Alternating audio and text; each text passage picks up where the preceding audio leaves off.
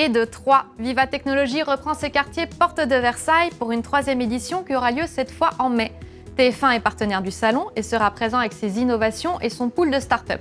Alors que vous soyez supra-geek ou plutôt novice, on vous donne rendez-vous. Il y aura forcément de quoi vous étonner à Vivatech.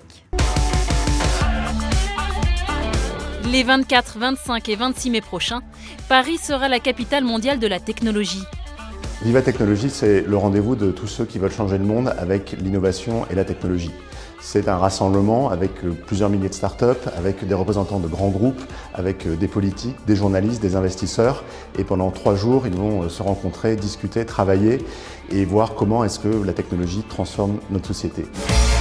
68 000 visiteurs pour la dernière édition, 6 000 startups, 1500 investisseurs, 300 top speakers. Vivatech, c'est 3 jours intenses, dont la journée du samedi, consacrée au grand public. On a un programme qui permet à tout le monde de venir vraiment toucher du doigt la technologie et l'innovation. On a un grand tournoi de e-sport, on a des batailles de robots, on va avoir des démonstrations de drones avec un grand spectacle sur la grande scène.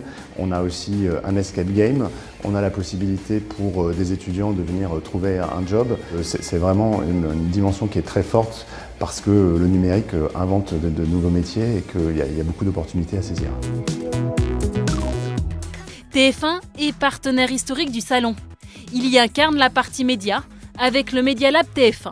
Le groupe présente ses dernières innovations, propose des tables rondes et met en lumière ses startups partenaires. Un tel événement pour nous est l'occasion idéale de flâner l'air du temps et les tendances et également ce que font les autres groupes en matière d'open innovation. C'est par ailleurs pour nous l'occasion de montrer les fruits de l'étroite collaboration que nous avons toute l'année avec les startups, à l'instar de ce que nous faisons dans le programme d'accélération. Et c'est aussi et avant tout une superbe vitrine pour nos startups. Et en effet, les années précédentes ont montré que Vivatech était un fort pourvoyeur de business et donc pour elles s'inscrivent là des pistes de collaboration concrètes. Aujourd'hui, ce qu'on voit, c'est que les startups et les grands groupes qui n'avaient pas l'habitude de travailler ensemble commencent à arriver à monter des coopérations, à faire des partenariats qui sont utiles pour les uns comme pour les autres. Et on pense que Vivatech a contribué un peu à ça. Et c'est pour ça que c'est important de voir qu'un groupe comme TF1 s'implique dans l'open innovation, cherche des startups avec lesquelles travailler pour arriver à réussir sa transformation. Pour sa 3e édition, le salon dédiera toute une zone à l'Afrique en accueillant plus d'une centaine de startups du continent. Une façon pour Vivatech d'affirmer sa dimension internationale et son rôle d'accélérateur de business. On a 3 grands objectifs pour cette année. Le premier axe, c'est le développement international de Vivatech.